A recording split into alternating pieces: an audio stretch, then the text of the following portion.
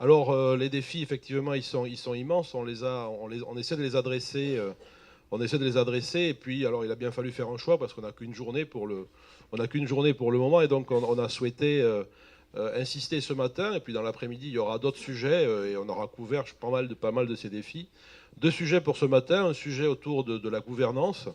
Qui animera donc la première table ronde. Pas plus tard qu'il y a quelques jours, le BA vient de produire un document. Donc l'autorité bancaire européenne vient de produire un document sur la gouvernance interne des établissements financiers. Et donc, dans le monde financier, évidemment, on regarde à appliquer ou comment va s'appliquer ce dispositif. Et puis une deuxième table ronde, un peu plus tard, vers 11h15, sur la RSE, qui sont donc aussi des valeurs fondamentales, et voir comment ces valeurs fondamentales autour de la RSE, ben, elles sont challengées par, je dirais, les évolutions que Philippe vient de décrire. Donc sans plus attendre, nous allons démarrer la première table ronde. Donc première table ronde, donc j'invite Jamel Bouzmeren de l'EBA donc de venir nous rejoindre et de s'installer peut-être ici. Je demande à Hervé Guider, donc le directeur général de l'European Association of Cooperative Banks, donc l'association européenne des banques coopératives, de nous rejoindre. À Michel Roux, le directeur général de la Fédération des banques populaires, et à Michel Seguin, donc, que j'ai plaisir à accueillir, puisqu'il nous vient de Montréal.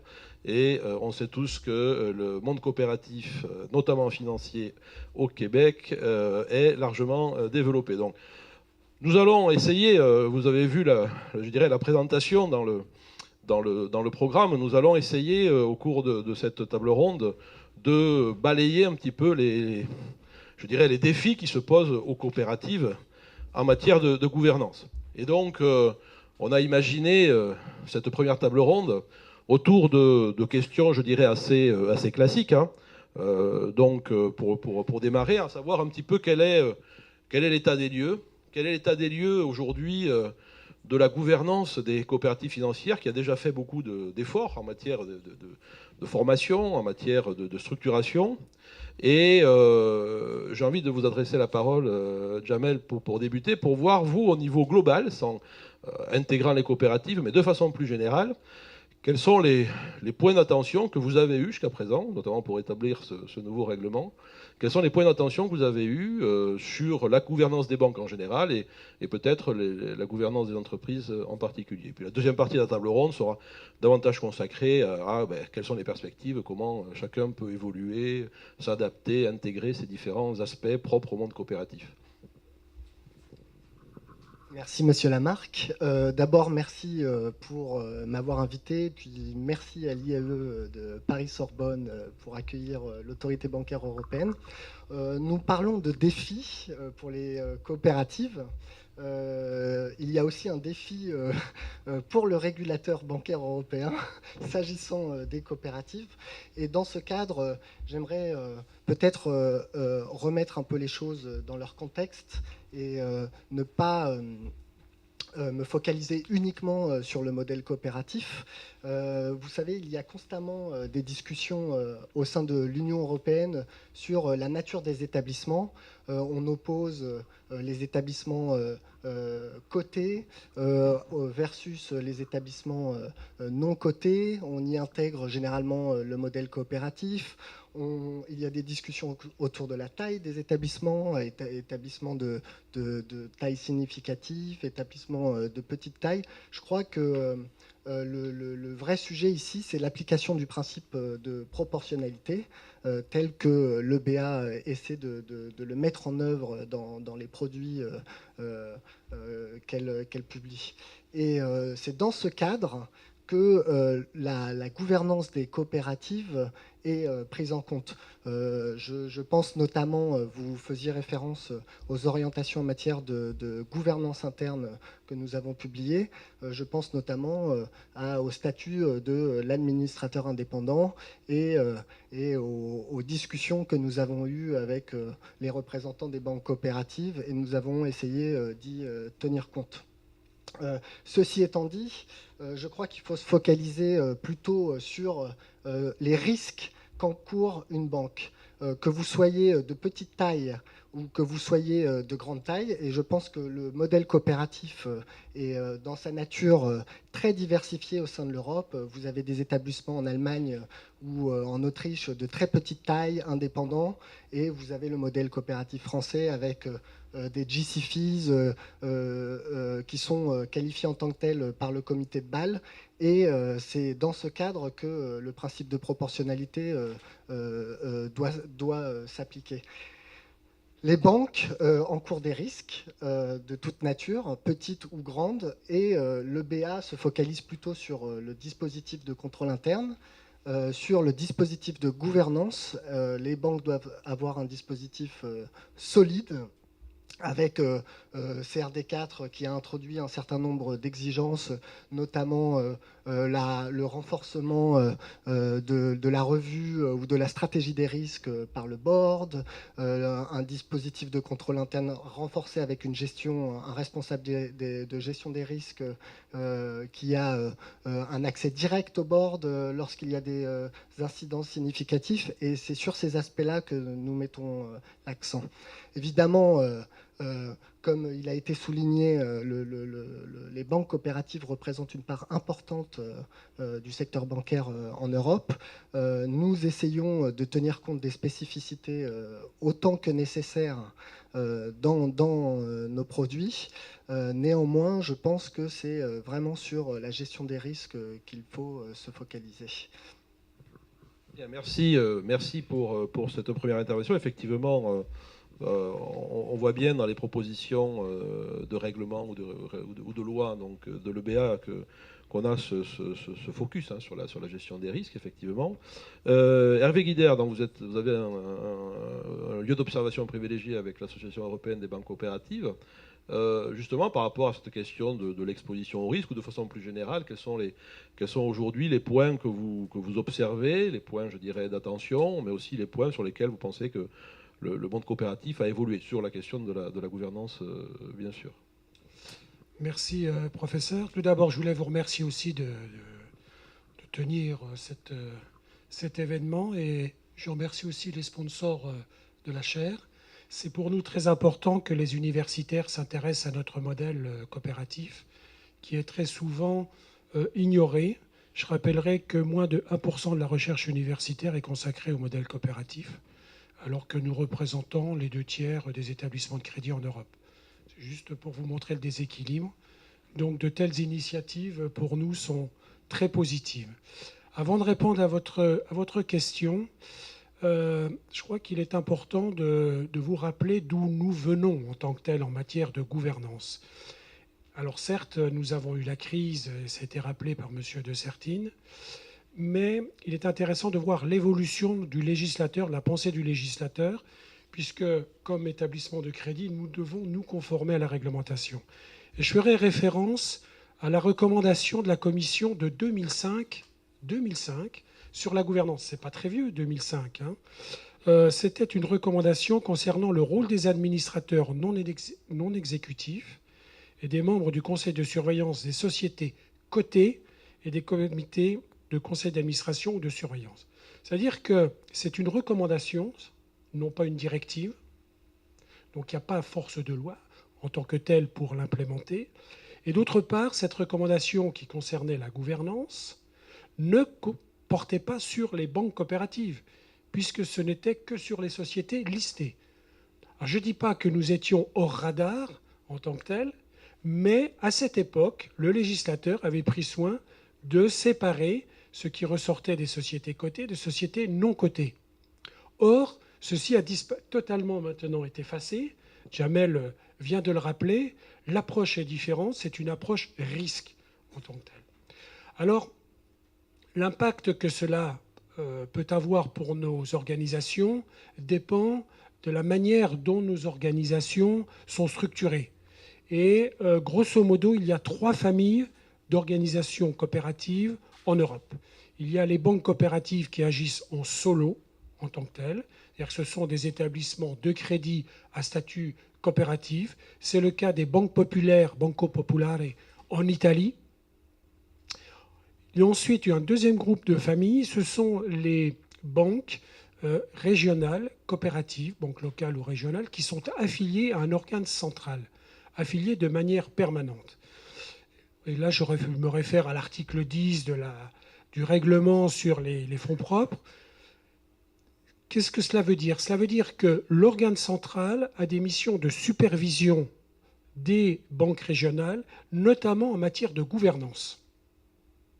Et puis le troisième modèle, c'est le modèle plutôt allemand, plutôt autrichien, où les banques locales sont affiliées à ce qu'on appelle un système de protection institutionnelle, le fameux IPS, Institutional Protection Scheme, mais il n'y a pas d'organe central. Le deuxième système, c'est-à-dire des banques régionales affiliées à un organe, affiliées de manière permanente à l'organe central, c'est le système français. Ce système français a été poussé à l'extrême en Espagne, par exemple. C'est-à-dire que l'organe central applique toutes ses prérogatives et a complètement dépouillé, si j'ose dire, les banques locales, qui sont pourtant des établissements de crédit, de toute prérogative en matière prudentielle, en matière de respect des ratios de liquidité, en matière de gouvernance. C'est-à-dire que les conseils d'administration d'une banque locale en Espagne n'ont plus aucun pouvoir. Voilà, pour faire simple. On vient de voir la même évolution en Hollande, aux Pays-Bas, pardon, avec Rabobank. Ce n'est pas ce que l'on recherche, notamment en France, mais pour répondre à la question précisément qui m'a été posée, là, je dirais, la nouvelle réglementation post-crise et les nouvelles lignes directrices de l'EBA modifient profondément l'organisation de nos réseaux. Et toute la difficulté que nous avons, c'est de trouver un juste équilibre entre des réseaux décentralisés et des réseaux qui, ou plus exactement une réglementation qui pousse de plus en plus à la centralisation. Très bien, effectivement, on est dans un modèle français où c'était, je crois, important de montrer qu'on était dans un cadre très diversifié, en fait. Donc, effectivement, ça rend difficile.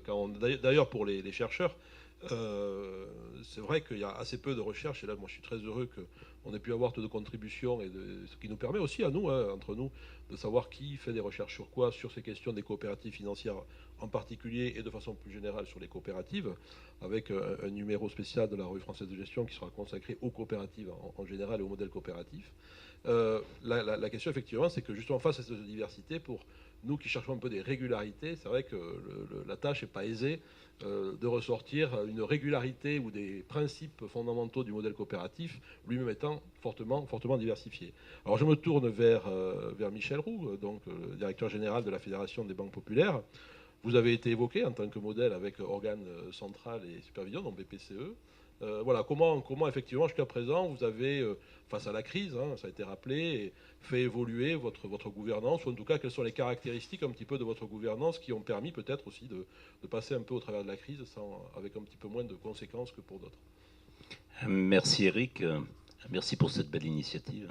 Et puis je salue aussi les collègues banquiers coopératifs qui sont dans la salle et à côté de moi. Peut-être il faut peut-être que je plante le décor, parce que tout le monde ne connaît peut-être pas bien les spécificités des banques populaires. Banque populaire, très rapidement, c'est 4 choses qui ont influé sur son modèle de gouvernance. C'est d'abord une histoire. Ensuite, c'est un rôle économique majeur dans le financement de l'économie française. Ensuite, c'est un modèle coopératif, évidemment, régional également.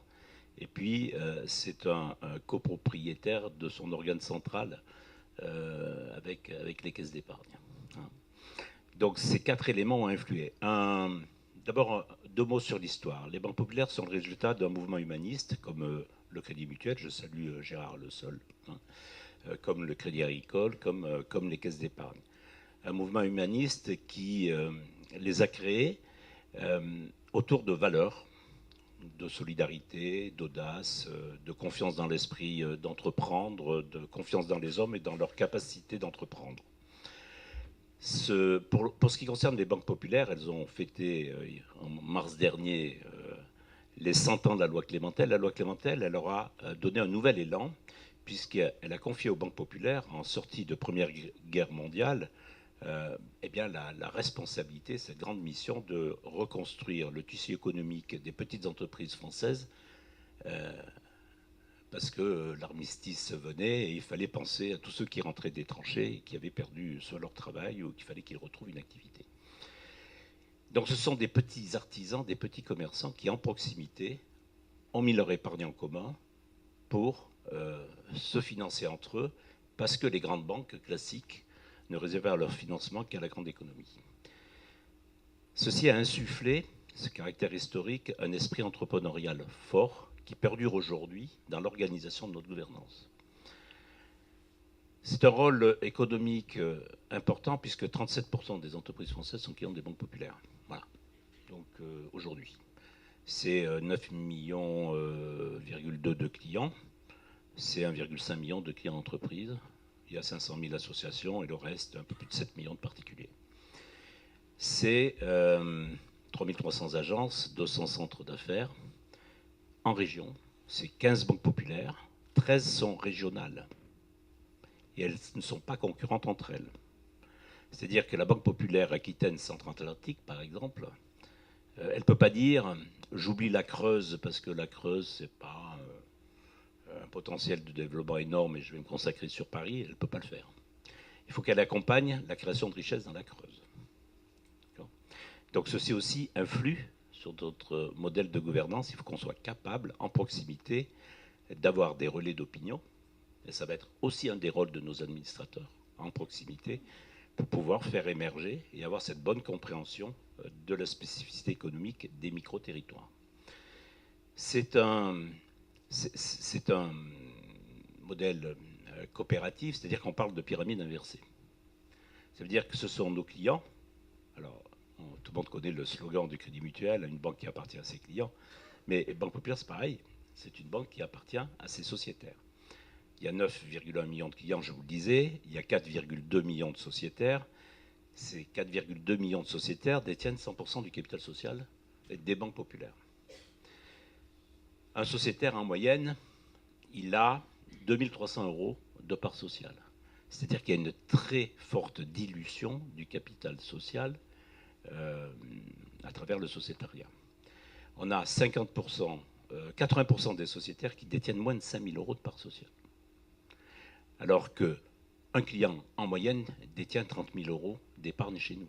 C'est-à-dire que le montant du capital qu'il détient dans le monde de Banque Populaire est près de 10 fois inférieur au montant de l'épargne qu'il a chez nous. Ceci pour relativiser le risque de capital au regard des sécurités et des normes de sécurité financière.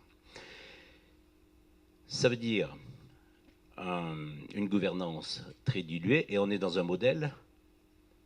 Alors, c'est une spécificité Banque Populaire, on n'est pas un homme, une voix, ça c'est la caractéristique des mouvements mutualistes, on est un homme, une part. Mais un homme, une part, dans une structure très diluée, ça revient pratiquement à un homme, une voix. Voilà. Puisque aucun sociétaire ne peut avoir plus de 0,25% des droits de vote. Voilà. Donc, on a des conseils d'administration qui sont composés par des représentants des sociétaires. Et là où la culture entrepreneuriale joue parfaitement son rôle, composé à 70% de chefs d'entreprise. Ça, c'est une spécificité des banques populaires qui date depuis leur origine. 70% de nos conseils d'administration sont composés de chefs d'entreprise et ne reflètent pas donc la structure de la clientèle. Donc on a des administrateurs régionaux en proximité, la parité évidemment dans nos conseils, hommes-femmes, ça c'est respecté. Ça a mis un peu de temps puisque on renouvelle un membre de conseil d'administration est élu pour 6 ans et donc voilà, il faut pouvoir qu'il sorte pour pouvoir faire entrer un nouveau, donc ça a mis un peu de temps, mais on est à la parité et c'est une bonne chose. On n'est pas encore en termes de président de conseil d'administration, mais il faut qu'il y ait un vivier pour que les présidents émergent et on va commencer à faire émerger des présidentes de conseil d'administration. Donc voilà pour dire notre grande différence, c'est cette composition de chefs d'entreprise dans le conseil. Ça veut dire beaucoup de choses derrière. Ça veut dire beaucoup d'exigences, puisqu'on a, à travers les chefs d'entreprise, des gens qui sont exigeants envers eux-mêmes et qui sont exigeants envers leurs partenaires et qui donc savent challenger les décisions. Voilà. Et donc on a des conseils qui sont très très vivants et d'une bonne qualité. Si je devais résumer le cas des banques populaires, puisque c'était ça la question, je mettrais en avant effectivement ce point fort qui est cette participation des chefs d'entreprise à nos conseils. En même temps, c'est un gage d'indépendance, puisque nos représentants au conseil ne sont pas les représentants du montant des parts sociales qu'ils ont investi dans la structure. Et ils sont tous pratiquement chefs d'entreprise, donc on pourrait dire aussi liés peut-être quelquefois financièrement, puisqu'ils sont à la fois clients avec la structure dont ils sont au conseil. Mais là, on a tout un dispositif qui sécurise cela, puisque à travers des règlements intérieurs et à travers les statuts de nos établissements, eh bien, on a des obligations de déport lorsque des décisions pourraient présenter des risques de conflit d'intérêts. Hein. Voilà, donc plutôt une gouvernance de qualité, plutôt une gouvernance qui a permis beaucoup d'innovation et qui a permis beaucoup de résilience dans des périodes de difficulté, puisque nos établissements sont très solides. Merci, effectivement, là, on notera pour nous, effectivement, qui sommes à la recherche de principes généraux. Ouais, on retrouve quand même ce qu'on a l'habitude de voir en gouvernance, c'est-à-dire les principes historiques, hein, les fondamentaux historiques, les fondamentaux de structuration du capital et de répartition de droits de vote ou de voix. Je me tourne vers mon ami Michel Sevien, que je fais venir du Québec. Il m'a dit, bon, c'est pas un grand sacrifice, mais merci quand même de nous avoir rejoints. Alors, la question, c'est au regard de ce que tu viens d'entendre, et aussi, on a eu l'occasion de beaucoup en discuter, l'agitation que provoquent ces évolutions réglementaires sur la gouvernance. Quelle est la situation un petit peu au Québec et au Canada de façon plus générale, et comment le monde coopératif a, ces dernières années, traité de la question de la gouvernance? Est-ce que c'est un sujet quel est ton point de vue même si tu connais bien la France, mais là, vraiment, ton point de vue... On va rester au Québécois. Québec. Voilà. D'accord. Alors, merci encore pour l'invitation. Oui, c'est très difficile de venir passer une semaine à Paris. Alors, je fais beaucoup d'envieux. État des lieux au Québec. Dans un premier temps, au sein du mouvement Desjardins, je vais me concentrer un peu sur cette coopérative financière.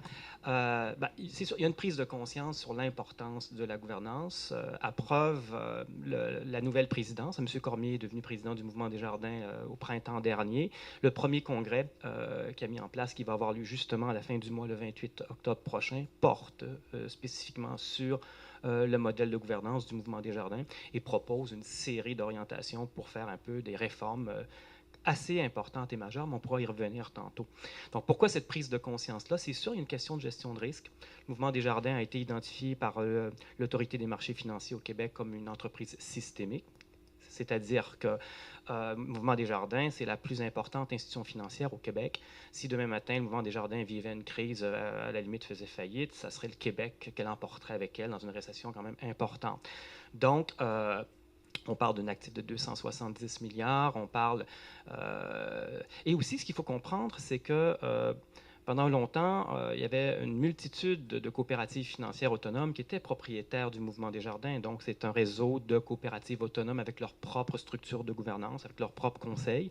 Quand je suis rentré chez Desjardins à l'époque, en 1989, on parlait de 1300 caisses locales.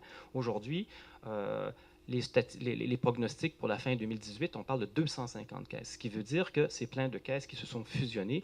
Et même maintenant, les caisses locales sont d'envergure importante, ce qui n'était pas à l'époque. Donc, on pouvait avoir un ou deux ou trois mauvais conseils d'administration dans des agences locales. Aujourd'hui, les caisses milliardaires, maintenant, ne sont plus rares. De plus en plus, on a des caisses d'envergure importante. Donc, il y a le souci, le premier enjeu, c'est le souci de contrôle, bien entendu, s'assurer d'être en mesure de faire du contrôle et aussi de réaction à une crise.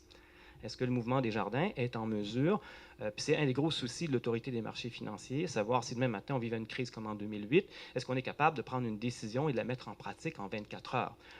Lorsqu'on a un réseau décentralisé de coopératives financières, c'est un enjeu qui est quand même assez important. Puis la réponse aujourd'hui, on n'est pas sûr qu'on serait capable d'avoir une réaction à cette vitesse.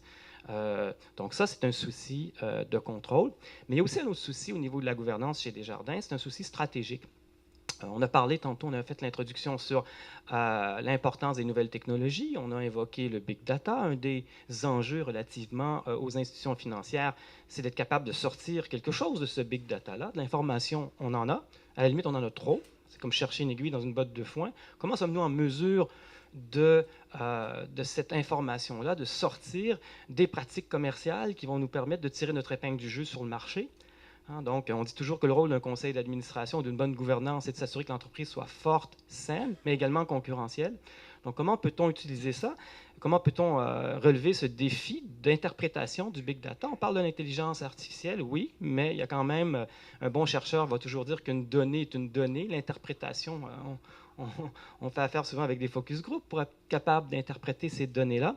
Et est-ce que notre modèle de gouvernance peut avoir une caractéristique stratégique, c'est-à-dire est-ce qu'elle peut tirer son épingle du jeu de cette situation-là et avoir un avantage face à ses concurrents. Donc, cette caractéristique coopérative-là, est-ce qu'on peut l'exploiter? Nous, chez Desjardins, nous sommes d'avis qu'on a la chance d'avoir un ancrage, d'avoir accès à des représentants des membres, des représentants de la clientèle, que chaque mois, dans chacune des succursales, si on les appelle comme ça, nous on les appelle les caisses autonomes, se réunissent un focus group de cette clientèle, et on est en train de réfléchir à profiter de cette richesse-là pour nous aider à interpréter le big data, puis amener les conseils d'administration à jouer un rôle, certes, de contrôle, mais également de pouvoir nous éclairer sur l'interprétation de données qu'on aurait issues du big data. Je donne souvent l'exemple suivant. On sait que les femmes au Québec vont au guichet automatique toujours avant 19 h. Ça, le big data nous donne l'information, mais pourquoi ils ne vont pas après 19 h?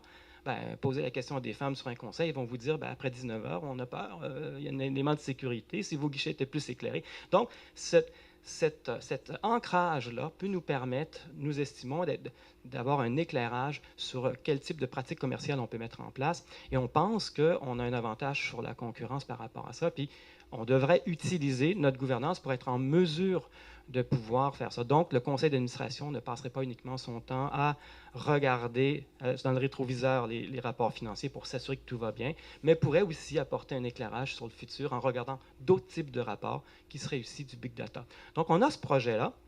Alors, ça, c'est bien beau. La question qu'on se pose maintenant, puis c'est le principal enjeu, puis c'est ce que adresse le Congrès dans 3 semaines, est-ce qu'on a les conseils qui vont nous permettre de faire ça? Est-ce qu'on a les profils de compétences qui vont être en mesure de nous permettre d'avoir accès à un contrôle de qualité? Si on parle de faire affaire avec des focus group pour nous aider à interpréter le big data, encore faut-il qu'il soit représentatif du membership. Oui, on parle souvent de genre, on parle souvent d'âge, mais il y a d'autres types de caractéristiques. Est-ce que c'est des hommes d'affaires, des femmes d'affaires? Est-ce que c'est des travailleurs autonomes? Est-ce que c'est des professionnels? Donc, est-ce qu'on a ça sur nos conseils? Le conseil d'administration du Mouvement Desjardins, donc de la Fédération, est-il suffisamment compétent pour gérer une institution de 270 milliards d'actifs? Il ne faut pas oublier aussi qu'il y a 100 milliards d'actifs qui proviennent de nos filiales assurances, qui ne sont pas juste les caisses locales. Alors, le souci qu'on a actuellement, c'est que notre structure de gouvernance a été construite en fonction d'une réalité lorsque M. Desjardins a fondé le mouvement en 1900, très ancré localement, avec le principe un membre, un vote en assemblée générale. On sait pertinemment, puis on ne se racontera pas d'histoire, qu'il y a une faillite des participations aux assemblées générales annuelles. Il y a 1% de membres qui vont dans nos assemblées générales annuelles. Et ce n'est pas nouveau. Alphonse Desjardins faisait même venir des chorales en 1905 pour attirer des gens aux assemblées générales. Alors, ce n'est pas parce qu'ils ne sont pas décisifs, les gens ne trouvent pas ça intéressant. Donc, il faut trouver d'autres mécanismes d'influence. On a fait une étude dernièrement auprès des membres qui nous ont dit que 30% des membres sont intéressés à participer au conseil d'administration, mais trouvent les assemblées générales somme toute emmerdantes un peu. Bon. Alors, comment on fait pour avoir une structure de gouvernance qui va nous permettre d'avoir des conseils avec un profil collectif, un profil de compétences? Et le conseil d'administration du Mouvement Desjardins est constitué de représentants régionaux. Ce qui veut dire qu'actuellement, on a des sièges réservés régionaux, mais c'est tout. Sur le conseil d'administration du Mouvement des Jardins, puis là, j'ai le régulateur devant moi qui va me dire, oh, on n'a pas de comptable, parce qu'il n'y a pas une région qui a élu un comptable. Alors, l'Autorité des marchés financiers au Québec nous fait confiance. On est en train de regarder, de mettre en place, on en parlerait peut-être plus tard, des mécanismes pour être en mesure d'adresser ces défis-là. Mais pour l'instant, les conseils et notre structure de gouvernance telle qu'elle est ne nous permet pas, un, de relever les défis de contrôle, et deux, de profiter d'un avantage concurrentiel que nos concurrents n'ont pas et qu'on aimerait bien profiter. Alors, on va l'adresser. Je vais te rendre immédiatement la parole. Effectivement, la deuxième partie de la table ronde, c'est de... Et puis, je pense qu'on aura un peu de temps aussi pour écouter des questions. La deuxième partie de la table ronde, c'est effectivement qu'est-ce qui se passe. Qu'est-ce qu'il y a à faire maintenant? On a parlé un petit peu rapidement d'un état des lieux, mais je crois qu'on voit assez bien, effectivement, quels sont les enjeux, qu'est-ce qui n'est pas complètement adressé, qu'est-ce qu'il y a encore à faire. Donc, dans cette deuxième question, je dirais, je recommencerai immédiatement par toi. Effectivement, j'ai eu l'occasion, moi aussi, d'intervenir dans le processus de discussion chez Desjardins. Donc, effectivement, j'ai été impressionné, au sens strict du terme, par le niveau de questionnement et la nature du questionnement qui était sur la table. Après, on verra effectivement ce que ça donne. Voilà, donc, est-ce que tu peux un petit peu nous éclairer sur... je dirais les grandes originalités. Moi, je pense qu'il y a de grandes originalités, il y a vraiment des marques d'évolution fortes qui peuvent nous intéresser aussi le régulateur européen. Peut-être pour faire une mise en contexte, M. Cormier m'a nommé président d'une commission qui avait comme enjeu de guider une réflexion sur l'ensemble du mouvement des jardins, sur sa gouvernance, et le point culminant, c'est justement le congrès ici qui s'en vient. Lorsque j'ai pris cette présidence-là, j'avais un souci, parce qu'on parlait de confiance, c'est important la confiance, et je me dis, une des règles importantes en gouvernance, c'est que tu peux choisir les structures que tu veux, c'est bon les structures, mais les structures ne feront pas tout. Il faut que les structures soient perçues par les gens qui vont les occuper comme étant légitimes. C'est une des façons fondamentales de participer. Et on tombait dans des sujets qui étaient très émotifs aussi, parce que si on veut avoir des profils collectifs puis avoir un conseil d'administration avec des compétences et tout ça, ça veut dire qu'il y a peut-être des personnes en place qui devront laisser leur place. Alors, il y a cet enjeu-là. Et c'est eux qui votent. Donc, vous comprendrez qu'on avait ce souci-là. Alors, ce qu'on a décidé de faire, c'est de mettre en place une démarche de réflexion. Et on est allé à la base, c'est-à-dire qu'on a commencé par faire des sondages, par des enquêtes auprès du membership, auprès des membres. On s'est dit, c'est pour eux qu'on est là, on est des fiduciaires de notre membership. On est allé leur poser des questions. C'était quoi leur modèle, c'était quoi leurs enjeux. On leur a demandé, est-ce qu'ils étaient intéressés à faire partie du conseil d'administration, est-ce qu'ils étaient intéressés à s'investir. En fait, ce qu'on a voulu faire, c'est de régler plein de lieux communs qui étaient invoqués sur les conseils pour leur dire, moi, je ne laisserai pas ma place. De toute façon, il n'y a pas de membres qui veulent être sur le conseil d'administration. Moi, je suis président depuis plusieurs années, c'est vrai, mais je n'ai pas de relève sur mon conseil. Les gens ne sont pas intéressés. Alors, on s'est dit, on va adresser tous ces lieux communs-là, puis on va aller questionner pour être capable d'avoir une base de réflexion basée sur des faits. Donc, on a interviewé les membres, on a sondé les membres, on a sondé les administrateurs des conseils de caisse. On a interviewé 1500 membres, on a interviewé 2500 administrateurs, et on s'est d'abord installé sur les enjeux de la gouvernance pour être capable de bien savoir à quoi la gouvernance devra répondre dans les années futures. Donc, tout ce travail-là a été fait jusqu'au mois de janvier dernier. Et tout le temps, on est obligé de freiner le cheval, comme on dit, parce qu'il voulait, lui, tout de suite décider. Moi, c'est ce que je veux. On s'est dit, non, avant de décider, on va mettre en place les critères qui vont nous permettre de discerner quelle est une bonne option ou une mauvaise option. Donc, on a fait cette démarche-là, dont tu as participé, parce qu'on a fait venir aussi les universitaires, les chercheurs, les experts en gouvernance. Et c'est ce qui nous a amené à identifier une série d'options de modification de notre gouvernance. Au point de vue local, pour les caisses locales, ça veut dire quoi? Ça veut dire que maintenant, les conseils d'administration, en ce moment, en l'état, sont élus par l'Assemblée générale. On sait que dans les faits, c'est ce que nos études nous ont démontré, c'est coopté à 80%, 90%. Il n'y a pratiquement personne qui a fait l'objet d'une élection. C'est le conseil qui va chercher un peu. Bon. Puis on ne peut pas leur en vouloir avec 1% de participation aux assemblées. Est-ce que c'est légitime? Alors, on amène des orientations maintenant où on va dire à Desjardins, mais maintenant, vos conseils devront au moins représenter un profil collectif, c'est-à-dire on devra déterminer quel profil on a besoin pour avoir un conseil qui soit performant, de compétences, de représentativité, de formation, tout ça. Et après, on va trouver des structures pour faire en sorte que oui, on va garder l'aspect démocratique, mais quelqu'un qui se présente devra contribuer à l'amélioration de ce profil-là pour être capable de répondre à ces enjeux de compétences-là, ces enjeux de représentativité-là. Donc ça, c'est pour les caisses locales. On a aussi amené des innovations, à savoir maintenant qu'on va exiger de chacun de nos agences locales de ne pas uniquement se fier à l'Assemblée générale pour que les membres puissent jouer de l'influence, mais de développer différents canaux d'influence pour que les gens puissent participer, avoir une meilleure publicité des postes à pourvoir sur les conseils, mais d'avoir un mécanisme de contrôle quand les gens vont venir. Au sein des conseils d'administration aussi, on a dit oui, le contrôle c'est important, mais le contrôle financier, oui, mais le contrôle aussi de la réponse aux attentes des membres aussi est important. Donc, de donner plus de place, plus d'outils, de bâtir des tableaux de bord justement avec le big data pour que nos conseils puissent réagir. Donc, c'est des orientations qui sont faites au niveau local.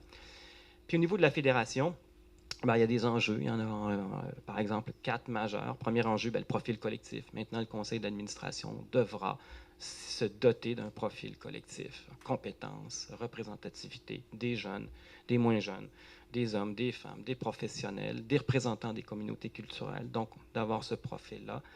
Et que le profil électif soit un peu obligé de répondre à ce profil-là pour avoir un conseil d'administration qui soit le plus performant possible. On va diminuer le nombre de nos membres sur notre conseil d'administration parce qu'il était 24 à l'instant, parce qu'on voulait faire plaisir à toutes les régions, donc d'avoir un gros conseil, mais on sait pertinemment qu'à 24, ça ne fonctionne pas. Donc, on a une orientation qui part sur une limitation du nombre. On a aussi, on va mettre sur nos conseils des externes, ce qui n'avait pas le cas d'avoir. On a des compagnies d'assurance, puis il n'y a personne qui est spécialiste en compagnie d'assurance. Alors, ça pose problème. Alors, on propose des orientations d'externes. Bref, on a à peu près une vingtaine d'orientations comme ça qui est proposée au Congrès. Est-ce que ça va être voté? Pour l'instant, le vent est bon. On a fait tout le tour des régions, puis en général, les gens sont d'accord. On ne peut pas être contre la tarte aux pommes, comme on dit chez nous. Donc, ils sont tous d'accord avec les orientations, mais ça va forcer maintenant les membres actuels en poste à répondre à ces orientations-là. Donc, c'est ce qui va être adressé le 28, puis vous pourrez me réinviter le 29 à Paris, puis je pourrais vous dire quel est le résultat. Mais on a comme l'impression d'être un parti politique qui a le vent dans les voiles, dans les sondages. On aimerait que le vote ait lieu demain matin, mais on espère qu'il ne se passera rien d'ici les 3 prochaines semaines pour que ça se passe bien au Congrès. Bien, merci beaucoup. Effectivement, je suis ça de près, donc peut-être que je te réinviterai. Pas au lendemain, on verra le résultat. On verra. Mais je précise que Michel est un universitaire, hein, puisqu'il est détenteur de la chaire de coopération Guy Bernier à l'UQAM. Et même s'il a effectivement marqué ici son appartenance à un groupe de travail plus professionnel au sein de... Et je dirais qu'on s'échange beaucoup pour savoir, effectivement, entre la partie universitaire et la partie professionnelle, effectivement, comment on équilibre nos deux contributions.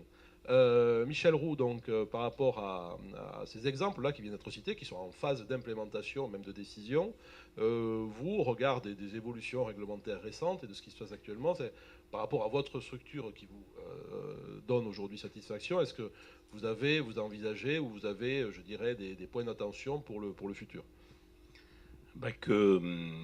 D'abord, un point de vigilance, c'est que le caractère coopératif de nos établissements puisse être préservé et promu. Hein, parce qu'on croit que la proximité est une façon de faciliter le devenir de nos activités. Ça, c'est un premier point. Ensuite, sur la compétence de nos conseils d'administration, évidemment, on met un accent tout particulier sur la formation de nos conseils d'administration. À 2 niveaux, hein, c'est le rôle de la Fédération nationale des banques populaires, je dirais quasiment statutairement, de veiller à la compétence des conseils d'administration, et on a un gros programme de formation qui est en local, dans les régions, mais qui est aussi en national, parce qu'il est intéressant aussi de brasser les conseils d'administration et de faire partager les expériences des uns et des autres et de créer ce climat d'échange.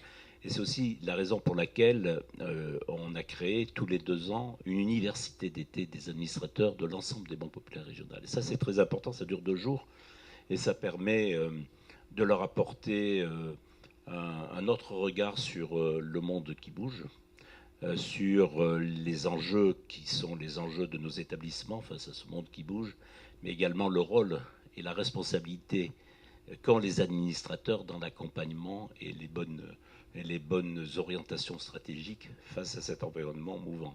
Donc c'est des moments très très forts auxquels on tient beaucoup. J'ajoute que on a 232 administrateurs en tout pour les 15 banques populaires, ce qui fait des conseils à 15 en moyenne. Donc ce sont des conseils plutôt resserrés, je vous le disais, 70% chefs d'entreprise, donc ça discute bien. Et dans les formations, on a rajouté quelque chose auquel on tient beaucoup, c'est un module qui challenge nos administrateurs pour qu'eux-mêmes soient en capacité de challenger les décisions des directions générales. Donc c'est pas très loin de développement personnel, mais on leur donne les clés face à des décisions pour élever le débat, analyser le champ des possibles et challenger les idées. Et donc ça plaît énormément. Pourquoi ça plaît énormément et pourquoi ils s'engagent avec enthousiasme dans cette voie-là?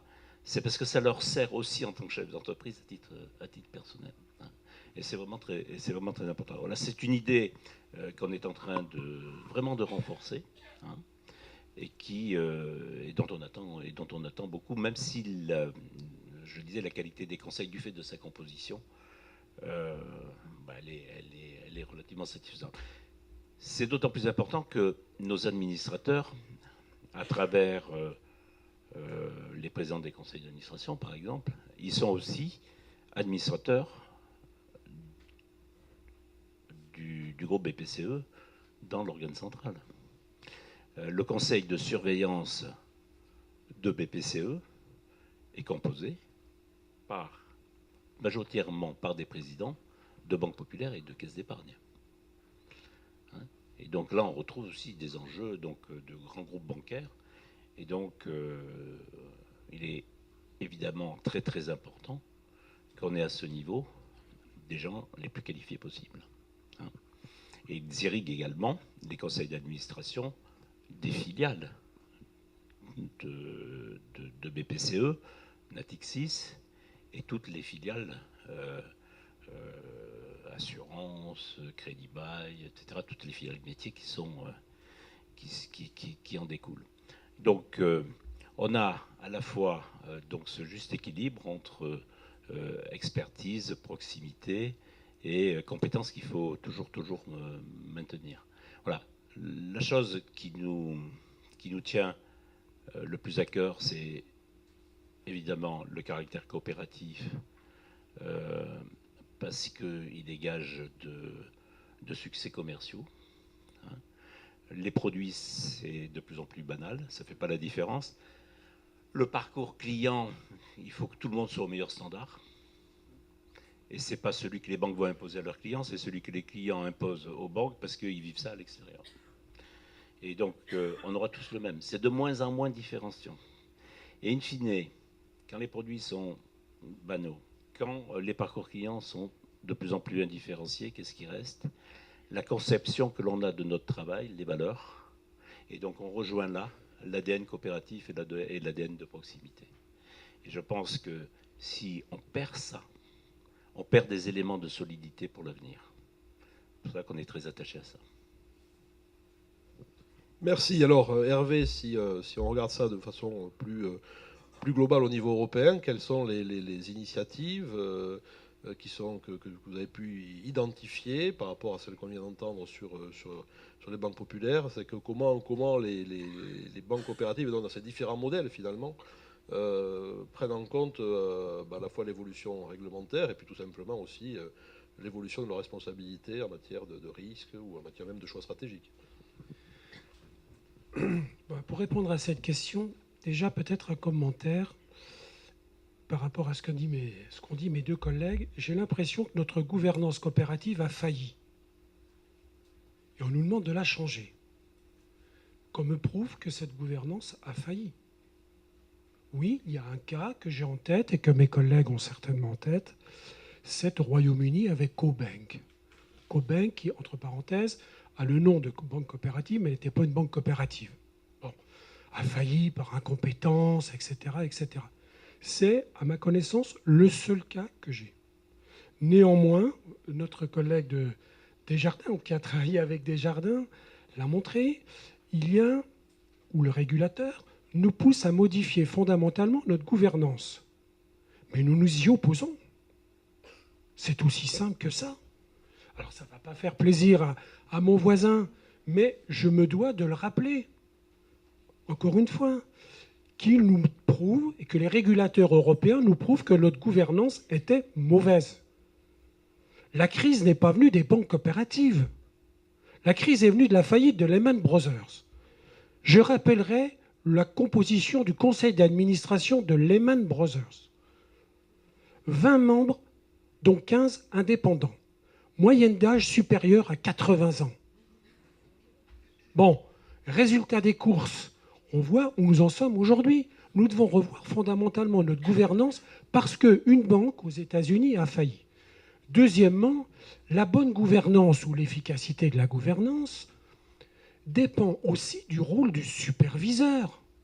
C'est au superviseur, tu évoquais tout à l'heure la question des risques, de constater si une banque dérive, si la montée des risques est beaucoup trop importante, si le niveau de créances douteuses et litigieuses dans une banque est trop importante. C'est aussi le rôle de superviseur. Je pense que la réglementation telle qu'elle nous est proposée vise à stériliser les conseils d'administration. Aujourd'hui, un conseil d'administration, ce n'est pas uniquement la surveillance des risques. C'est très intéressant. Je suis tombé tout à fait par hasard, en préparant un petit peu la table ronde, sur un document de la Fed aux États-Unis, du 9 août 2017, sur le rôle et la révision du rôle des conseils d'administration. D'abord, c'est un document qui fait 4 pages, un document de consultation. On n'est pas aux 50 et quelques pages de l'EBA et aux 500 pages du règlement sur les fonds propres. Que dit la Fed? C'est pas Hervé Guédère qui dit ça. C'est qu'il faut sortir de la contrainte amenant les conseils d'administration à se préoccuper plus des demandes des superviseurs que de veiller à la mise en application de la stratégie de leur banque. C'est clair. C'est vrai. On ne peut que souscrire à cela. Non, on n'est pas du tout, je dirais, dans cette logique en Europe. Bien au contraire. On est sur un système très intrusif parce que, ce qui n'a pas été rappelé, je ne mets pas du tout en cause Jamel, qui fait un bon travail. On a souvent Non, mais c'est vrai, c'est pas facile. Il a devant lui 27 superviseurs qui arrivent tous avec leur culture et le mauvais exemple en tête. Vous allez avoir le superviseur lituanien qui va dire dans une réunion à Londres « Ah oui, mais moi, mes credit unions en Lituanie ne fonctionnent pas très bien, le conseil d'administration n'est pas efficace, il faut changer les règles. » Oui, mais on est loin des banques populaires françaises. Hein. Mais néanmoins, c'est comme ça en Europe. Et tout le monde trinque à la fin, dont les grands groupes coopératifs. Il faut aussi, le dire. Donc, tout ce qui est, je dirais, le débat sur la gouvernance, c'est vrai que nous devons sans doute améliorer notre gouvernance, mais ce que nous demandons, c'est la reconnaissance de cette spécificité, puisque je rappelle, les banques coopératives sont des sociétés de personnes à la base. Ce ne sont pas des sociétés de capitaux. Donc la gouvernance, c'est notre spécificité fondamentale. Or, elle est aujourd'hui remise en cause par l'EBA, par la Commission européenne, par le Financial Stability Board, par le comité de Bâle, etc. Non. Donc je dis, nous, notre première réaction ou action, c'est non pas de remettre en cause, parce que bien évidemment, on se conforme à la loi, mais c'est d'expliquer, c'est de réexpliquer. Et vos travaux universitaires peuvent nous être très utiles. En quoi notre gouvernance nous permet d'être performants, voire plus performants sur le marché, vis-à-vis de nos clients, mais aussi vis-à-vis, je dirais, de la solidité de nos établissements. Donc nous avons un intérêt commun. Alors pour répondre plus précisément à la question, parce que c'est très mal connu aussi par les régulateurs, nous avons engagé des programmes de formation qui n'existent nulle part ailleurs. Nulle part ailleurs. Lorsque nous formons des administrateurs de banques coopératives, on ne forme pas les 15 administrateurs de BNP Paribas, par exemple. D'accord ? Il y a 4000 banques coopératives, 4000 conseils, à environ 15 administrateurs, on forme 60 000 administrateurs. Et on les forme régulièrement. Grosso modo, le budget formation dans une banque coopérative, c'est 3% des charges, entre 3 et 5%. Nous avons en place des instituts de formation dédiés à la formation des administrateurs. Je prends le cas en Allemagne. Il y a un centre de formation à Montabaur, à côté de Francfort, centre de formation qui est certifié par le superviseur allemand, et les administrateurs doivent effectuer tout un parcours de 3 ou 4 ans avant d'être certifiés aptes pour le service. Bon, je ne pense pas que ce type, je dirais, de formation existe dans d'autres établissements. Mais ce n'est pas pour autant reconnu par le superviseur qui nous demande, écoutez, améliorer la compétence, améliorer l'expertise, etc. Mais là encore, dans une petite banque coopérative locale, et vous en connaissez, j'en connais un certain nombre, non seulement en France, hein, mais en Autriche, en Italie, etc., les administrateurs sont recrutés, je dirais, allez, je vais utiliser une image, presque sur la place du village, autour de l'église. Parce que, je dirais, la circonscription, la zone de marché de cette banque coopérative, elle est grosso modo de 10 km. Donc, aller retrouver des administrateurs compétents dans cette zone rurale, ça n'existe pas, ou c'est très difficile. Ce sont des agriculteurs, la profession libérale, le vétérinaire du coin, le pharmacien, éventuellement le médecin. Mais c'est tout. Donc, ça pose un vrai problème. Cette reconnaissance de l'expertise, j'imagine que chez Desjardins, c'est exactement la même chose. Donc, on ne veut pas rentrer dans ce débat-là. Parce que nous considérons que le profil de risque d'une banque coopérative, d'une banque coopérative locale et régionale, est bien inférieur à ce qu'il est dans d'autres établissements. Pourquoi ? Parce que, comme Michel l'a rappelé, c'est cette connaissance du terrain. Mais ça, le régulateur n'arrive pas à quantifier cette connaissance du terrain. Nos mécanismes de reporting aussi sont plutôt bons. Donc, on ne le souhaite pas, et pour répondre à ta question, nous engager dans cette direction-là, au motif que notre gouvernance est différente, a montré son efficacité à l'exception de quelques cas, mais malheureusement le superviseur n'a pas non plus été capable d'anticiper cette déviance dans la gouvernance. Mais nous, ce que nous demandons, c'est de revenir à ce que disait tout simplement la recommandation de 2005. Nous demandons à reconnaître le principe de subsidiarité et non pas, dans le cadre de l'union bancaire, de normaliser. Non, le one size fits all n'est absolument pas adapté à nos établissements. Bien, alors, bon, les choses sont dites. Donc comment entre je dirais, les orientations québécoises et où l'AMF effectivement a laissé la main aux établissements, et dans une logique où il y a des règlements qui sont produits pour 27, à votre niveau, effectivement, comment vous, je dirais, quel type de pratiques vous cherchez à développer ou à observer, pour le moins ? Alors, il y a plusieurs choses. Déjà, le BA ne souhaite pas remettre en cause le modèle coopératif, absolument pas. Et d'ailleurs, dans nos produits, nous ne rentrons pas véritablement dans des considérations locales. Ce qui nous importe, et là je ne suis pas d'accord avec M. Guidé, c'est que des lacunes lors de la crise financière ont été identifiées, notamment en matière d'implication des membres du board dans le suivi des risques. Alors c'est valable dans les établissements systémiques, mais vous soulignez à l'instant que dans le modèle coopératif, la petite banque locale qui va aller recruter ces administrateurs sur la place du village, pour nous, ça pose un véritable problème, même si l'entité est petite et qu'elle ne fait que du crédit au niveau local. Il y a des risques qui se posent, et il y a des risques notamment en matière de connaissance je veux dire, le suivi des risques, il faut une certaine expertise, même au niveau local, pour être capable de savoir de quoi on parle. Alors, je suis très heureux d'ailleurs d'entendre les banques Desjardins également réfléchir, puisque j'ai entendu pas mal de solutions que vous proposez qui figurent également dans nos orientations. Et je voudrais d'ailleurs revenir sur les attentes qui figurent dans ces orientations. Alors la première, je viens de la souligner, c'est que, et ça ce n'est pas nouveau, les membres du board doivent disposer des connaissances, de l'expérience suffisante pour pouvoir exercer leurs fonctions. Et c'est là où le principe de proportionnalité s'applique. Évidemment, le BA, dans ses orientations, liste un certain nombre de critères. Ce ne sont pas des critères, ce n'est pas une tick the box approach. Le principe de proportionnalité s'applique et au niveau local, les exigences en matière d'expertise de connaissances ne sont pas les mêmes qu'au sein d'un organe central, par exemple.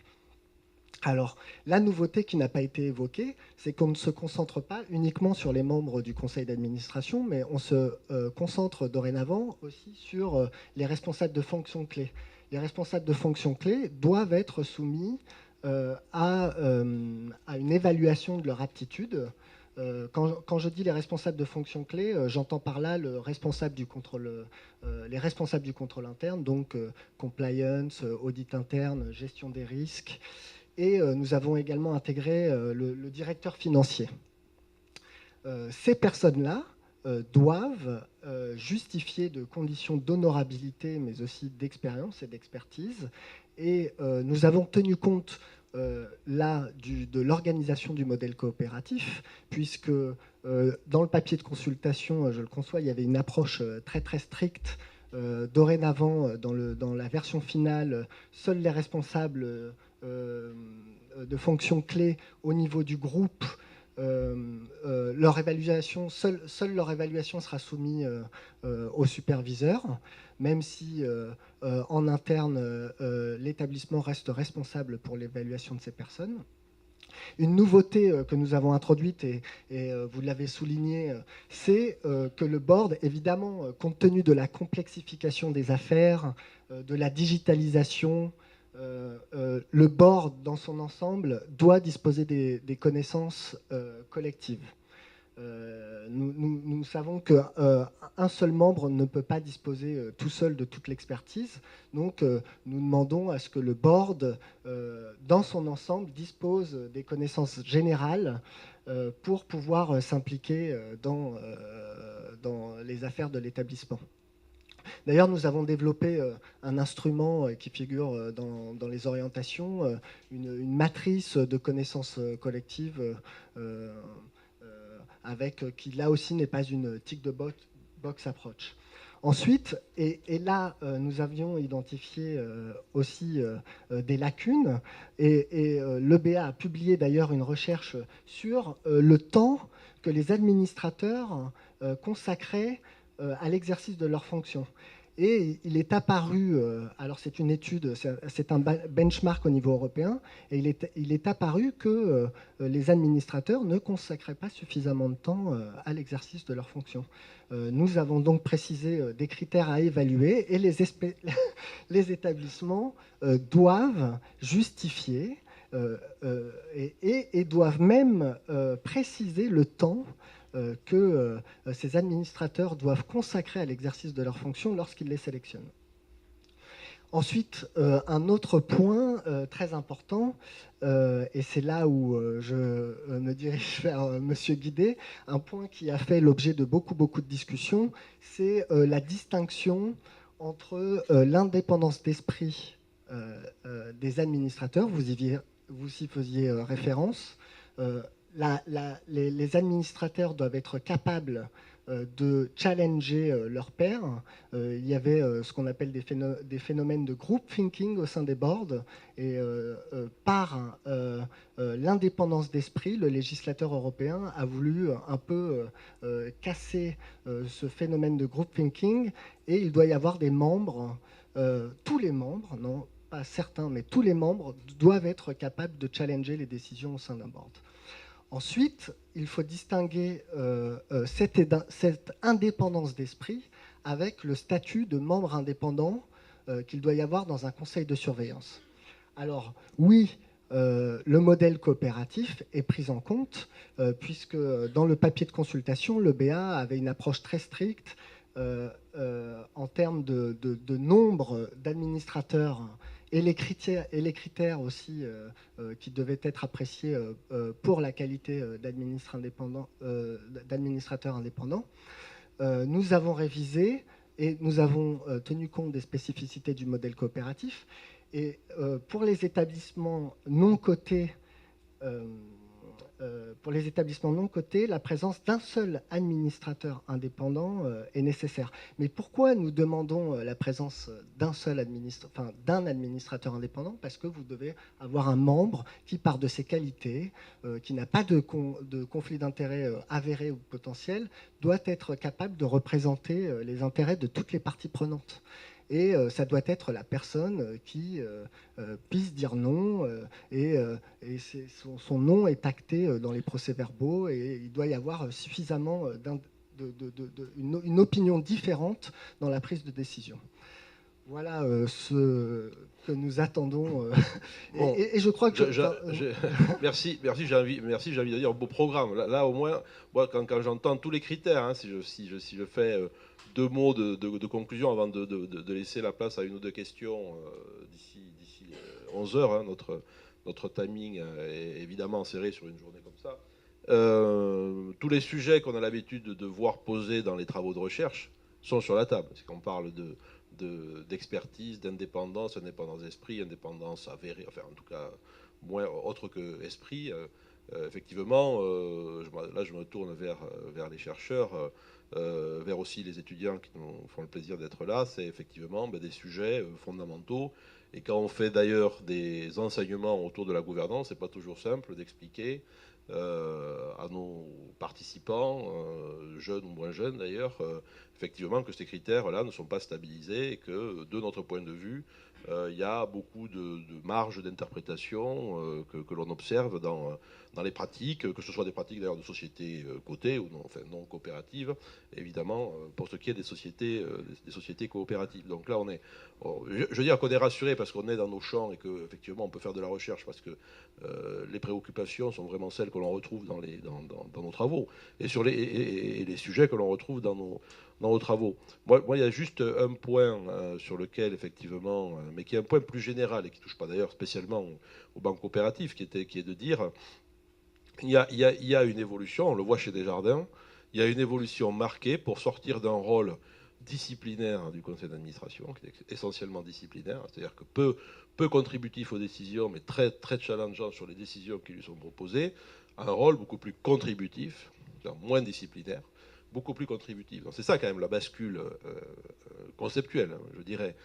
Si on prend un peu une distance en tant que chercheur, il y a une bascule conceptuelle très forte, spécifiquement dans le secteur bancaire en général, et effectivement, qu'on soit coopérative ou qu'on ne le soit pas d'ailleurs, il va falloir que des conseils soient en mesure d'être contributifs. Et pas de challengeant. Challengeant, on peut dire, attendez, moi, votre plan stratégique, j'y crois pas, prouvez-le. Au final, on s'en sort. Mais arriver à faire contribuer, même 15 personnes, hein, même à moins, hein, même 15 personnes, arriver à faire contribuer. Voilà. Après, je pense que le sujet de recherche important, en gouvernance, va devenir de savoir est-ce que on avait l'habitude d'évaluer la composition d'un conseil et les résultats en matière de performance de l'établissement, enfin de l'entreprise, etc. Aujourd'hui, il va falloir se mettre à mesurer le degré de contribution d'un conseil sur la performance. C'est-à-dire qu'on n'est plus simplement à regarder si la structure du conseil est en mesure de challenger ou de contrôler, mais simplement jusqu'où on doit aller dans la contribution, aussi bien sur les risques d'ailleurs, avec le schéma de risk appetite, que sur la stratégie, ou sur les orientations stratégiques, jusqu'où on doit aller pour avoir un point d'équilibre, enfin, en tout cas quelque chose d'acceptable entre les managers et la gouvernance, parce qu'un jour les managers vont finir par dire écoutez, moi c'est la gouvernance qui m'a dit de faire ça, je fais ça, quoi. Après tout, je ne vais pas m'embêter beaucoup plus que ça. Donc là il y a un sujet, c'est un sujet qui est sur la table aussi du point de vue théorique, hein, à savoir que jusqu'où doit aller la contribution versus ou au contraire on s'arrête. La position de la Fed, elle est très claire. La position de la Fed, elle est plutôt, même sur l'implémentation de la stratégie, elle est dans le contrôle. Elle revient sur une dimension disciplinaire, c'est-à-dire challengeante sur des choses qui sont déjà largement établies et proposées par les managers. Donc on revient sur ça et les anglo-saxons, de mon point de vue, sont dans cette logique-là. Alors, oui. Juste pour rebondir là-dessus, vous avez des instruments qui ont été évoqués et je pense que le monde coopératif dispose de ces instruments. On parlait de la formation et notamment de la formation continue. C'est clairement quelque chose que le superviseur devra regarder pour justement... et ça, c'est un point fort du secteur coopératif. Ensuite, vous avez la diversité. Et la diversité, ça c'est quelque chose, c'est un point d'attention que l'on aura, et d'ailleurs on va élaborer des orientations sur les pratiques de diversité en Europe pour collecter des données auprès de nos superviseurs et évaluer la composition des boards en termes de diversité. Alors on pense souvent en termes de parité homme-femme, mais la diversité, c'est aussi la diversité en termes de background, de territoire aussi, notamment dans le monde coopératif. Et ça, c'est des instruments sur lesquels, je pense, on se focalisera pour regarder la mise en œuvre des guidelines à partir de juin 2018. Bien, merci.